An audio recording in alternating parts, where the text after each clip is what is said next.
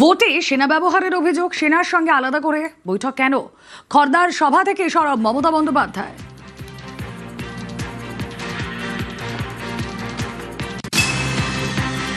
যুদ্ধজাহাজ নিয়ে এসছে, পহেলগাঁওতে টেরোরিস্টদের আটকাতে পারে না, বাংলার লোক কি টেরোরিস্ট?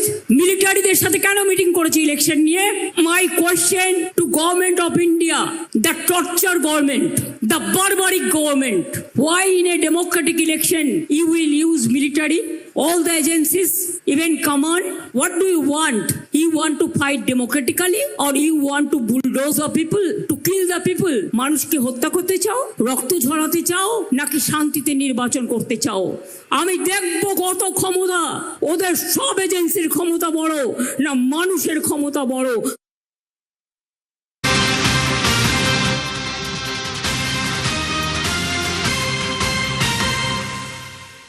এয়ারপোর্টে হয়রানির অভিযোগ, রানওয়েতে আটকে রাখার অভিযোগ মমতার, হেমন্ত সোরেনের কপ্টারও আটকানোর অভিযোগ, চক্রান্তের অভিযোগে সরব মমতা বন্দ্যোপাধ্যায়।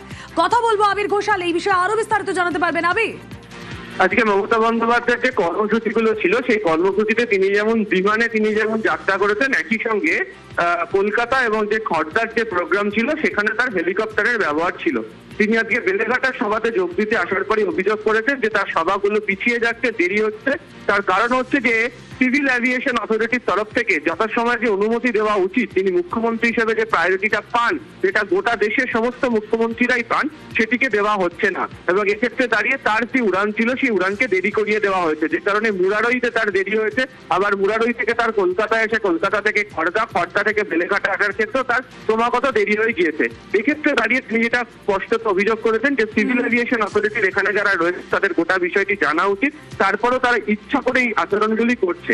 একই সঙ্গে তুমি জানো যে গতকালকেও তৃণমূল কংগ্রেসের তরফ থেকে অভিযোগ করে বলা হয়েছিল যে হেমন্ত সোরেন এবং তার স্ত্রী তারা দুজনও হেলিকপ্টার ওঠার অনুমতি পাননি, ফলে তারা সভা করতে পারেননি, তাদেরকে রাস্তায় ফেরত যেতে হয়। এদিনকে সেই প্রসঙ্গের অবতারণাও করেছেন মমতা বন্দ্যোপাধ্যায়।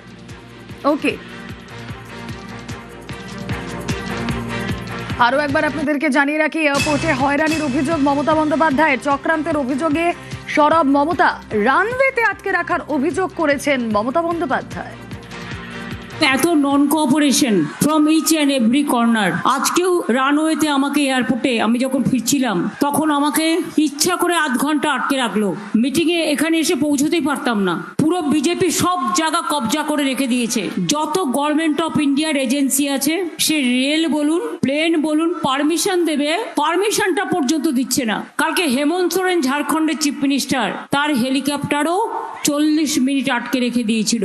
আর ওরা জানে যে কোনো রাজ্যে চিফ মিনিস্টার অলওয়েজ প্রায়োরিটি পায়। ভুলে গেছে কয়েকটা সিভিল অ্যাভিয়েশনের লোক, তারা আগেও অনেক চক্রান্ত করেছে, এখনো করছে। আমি এখানে দাঁড়িয়ে বলে যাই, দুদিন বাদে বিজেপি চলে যাবে, তখন কিন্তু মনে রাখবে আমাদের সাথেই তোমাদের থাকতে হবে। তোমরা আমার খারাপ চাও, আমি তোমাদের খারাপ চাই না।